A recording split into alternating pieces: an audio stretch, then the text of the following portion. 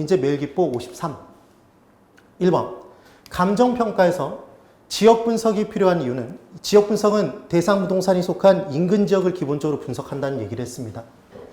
부동산은 움직이지 못하고 그 지역의 영향을 그대로 고스란히 받고 있더라. 부동성의 특성 때문에 하는 것이고 지역 내에 비슷한 가격 수준이 형성됐던 이유는 인접한 부동산들끼리는 경제적 대체관계 성립, 경쟁 나타나서 비슷한 가격 수준대가 형성된다.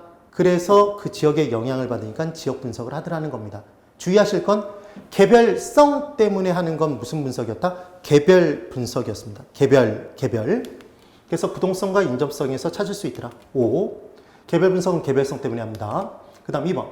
지역 분석은 그 지역에 속하는 부동산의 최유용을 판정하는 게 아니라, 파악하는 게 아니라 지역을 분석해보면 상업용, 주거용이면 그 지역의 표준적인 이용의 상태는 상업용이다. 이렇게 판단할 수 있더라는 겁니다. 그래서 표준적인 이용을 파악하고 지역 내 부동산들의 가격 수준대를 파악하는 거지 10억대다 이런 식으로 파악하는 거지 가격을 최종적으로 결정할 수 있는 건 아닙니다.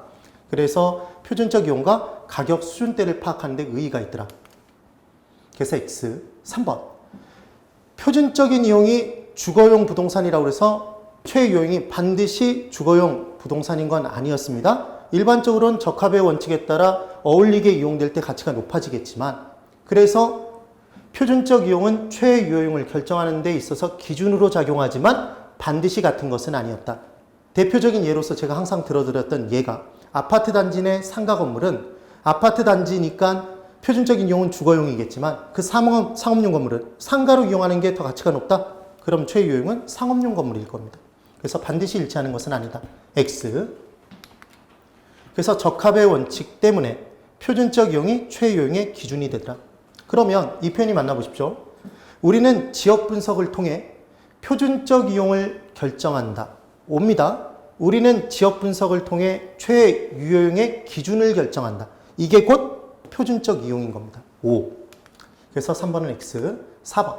일반적으로 개별 분석을 먼저 하고 개별 분석의 결과 기초에서 지역 분석을 한다 돼 있는데 뭐부터 합니까, 여러분? 당연히 지역부터 넓게 분석하고 가격 수준대 표준적 이용 알아놓고 그 표준적 이용을 기준으로 개별 분석을 통해서 대상 부동산의 최유용을 결정하고 개별 분석을 통해서 개별적 요인 반영해서 가격을 결정하더라. 가액을. 그 내용입니다.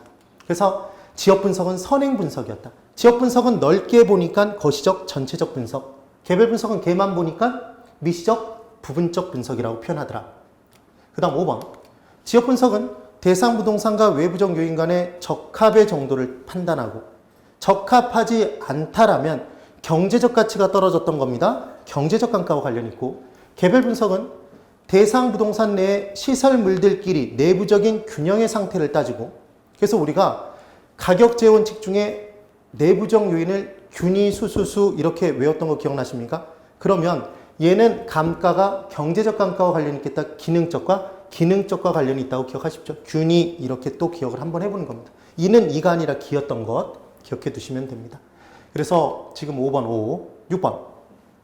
지역 분석은 인근 주변 환경과 어울리지 않고 시장성이 감퇴되면 대상 부동산의 기능이 저하되는 게 아니라 경제적 가치 떨어집니다. 경제적 감가와 관련이 있고 개별 분석은 내부 시설물들끼리 어울리지 않으면 균형이 깨지면 기능이 저하되더라. 대상 부동산의 기능적 감가와 관련이 있었습니다. 바뀌어 있어서 X.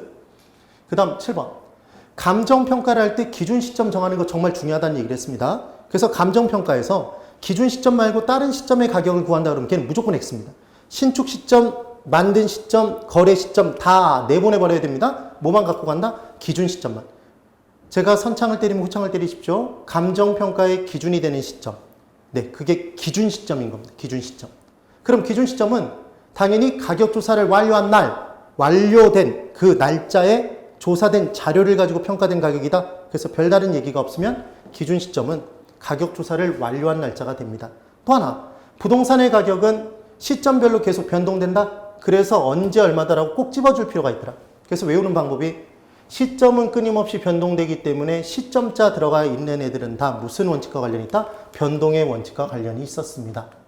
그래서 5, 그 다음 8번. 부동산의 가치를 장래 기대되는 편익을 현재 가치로 환원한 값이라고 정의할 때 이는 이 장래 기대되는 편익을 추정해서 계산해야 됩니다. 즉 예측해야 된다.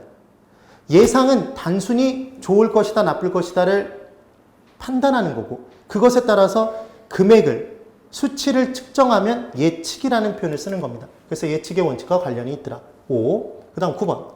예측의 원칙은 부동산의 장래 수익성을 반영한다는 점에서 수익 환원법과 관련이 있다. 그래서 수익 환원법은 가격은 수익률분의 수익, 수익가액은 환원율분의 순수익. 그 순수익이 얼마만큼 발생할지 예측 필요합니까? 그래서 그 미래 수익이 클 부동산은 가격을 높게 평가하고 작을 부동산은 가격을 낮게 평가하더라. 그 내용. 그래서 수익 환원법과 관련이 있었습니다. 이거 수익 분석법과 관련이 있다 그러면 X입니다. 수익 비읍 이렇게 외웠던 것. 수익 분석법, 수익 배분의 원칙. 그래서 5.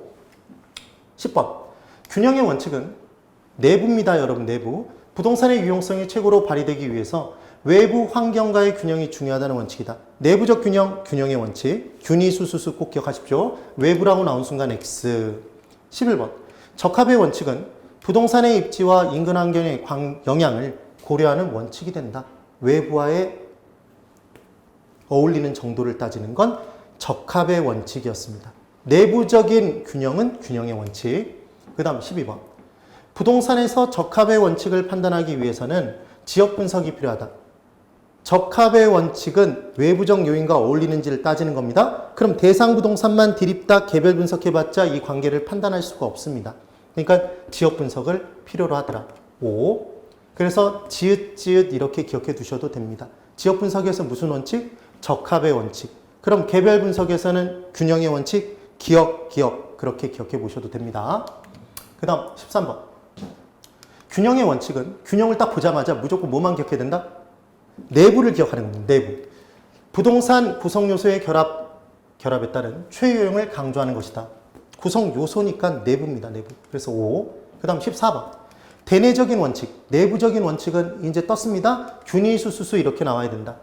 균이 수수 이렇게 나와야 되는데 경쟁의 원칙이 떴지 않습니까? 얘는 외부 다른 부동산과 경쟁을 통해서 가격이 결정되더라. 외부와 관련된 내용이었습니다. 그래서 제가 선창을 때리면 후창을 때려보십시오. 내부에 균이 수수수. 그래서 균이 수수. 이는 뭐다? 기였다. 균형의 원칙, 기여의 원칙, 수익 배분의 원칙, 수익 체증 체감의 법칙. 치읓, 층수와 관련된 원칙은 수익 체증 체감의 법칙이었습니다. 그래서 14번 X. 15번. 재조달원가란 다시 조달하는 데 들어간 비용이었습니다. 그래서 대상 부동산을 신축 시점에서 재생산하는 데 필요한 적정 원가의 총액이 아니라 우리는 무조건 어느 시점에 가액을 구한다? 기준 시점이었다. 기준 시점입니다. 기준 시점에 다시 생산하는 데 들어간 비용이었다. 그래서 만든 시점에 조달원가를 정확히 알고 있어도 걔를 바로 쓸 수는 없더라. 왜냐하면 물가가 상승돼서 목재, 철근, 세멘 등의 가격이 올라갈 거니까. 그래서 기간 중에 10%만큼 상승했다 그러면 110% 한 번이었던 거 기억나십니까? 해마다 하면 그 연수의 승수를 곱해줬던 것. 이따가 볼 겁니다. 그래서 15번에 시점은 꼭 무슨 시점을 기억한다? 기준 시점을 기억해 두십시오. 기준 시점은 뭘 완료한 날? 가격조사를 완료한 날이지 평가보고서를 작성 완료한 날짜가 아니더라. 감정평가 의뢰를 한 날짜가 아닙니다.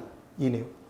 근데 한 가지 좀 주의하실 건 기준 시점은 그럼 기본적으로는 감정평가사가 결정할 텐데 이때 평가 의뢰인이 과거 1년 전 가격을 구해주세요. 시점을 지정해 줄 수도 있습니까? 기준 시점을? 재판 등에 걸려서 과거의 가액이 필요할 수도 있지 않습니까? 그럼 그때는 과거로 소급해서 평가한다? 그래서 감정평가사뿐만 아니라 평가 의뢰인도 기준 시점을 정할 수도 있더라. 그 내용 살짝만 기억을 해 두시기 바랍니다. 그래서 15번 X. 16번. 감가 수정 방법 중 내용 연수에 따른 방법으로는 정액법, 정률법, 상환기금법이 있다. 정해진 액수로 까나가는 것, 건물 등에 사용되는 게 정률법. 차량 기계 장비는 처음에 딱 타자마자 중고, 가치가 확 떨어지고 그 다음 서서히 떨어지더라. 체감상각법, 정율법을 사용했습니다. 그리고 이자 붙는 방법, 광산은 가치를 너무 빨리 까버리면 안 되니까 이자가 붙는 만큼 적게 까더라. 광산, 그래서 상환기금법이었습니다. 이 내용. 그래서 초기 상가액의 크기수는 율액상이었던 것. 그럼 감정평가액의 크기수는 뒤집혀지는 것. 바뀐다. 말기가 되게 되면 상환기금법은 이자가 남아있는 만큼 제일 크게 남더라. 정해법과 정률법은 똑같더라. 그래서 상환기금법의 말기 적산가액이 제일 컸었습니다. 이 둘은 똑같고. 16번 5, 17번. 정률법에 의하면 매년의 감가액은 첫 해가 가장 크고 해가 갈수록 점차 줄어들더라. 왜냐하면 똑같은 비율을 곱하더라도 잔존가치에 곱하는데 잔존가치는 해가 갈수록 점점 준다. 그래서 감가액 자체가 점점 줄어들더라는 겁니다. 그래서 체감 상각법이라는 표현을 쓰기도 하더라. 5.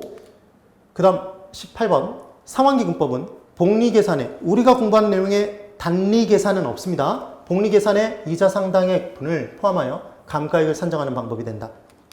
상환기금법 뭐가 붙더라? 이자가 붙더라. 그 내용. 그래서 이자가 붙는 만큼 정해법보다 적게 까도 되더라. 그래서 상가액의 크기가 더 작습니다. 5. 19번. 분해법은 감가 요인을 구분했었습니다. 분해를 했었다. 말 그대로.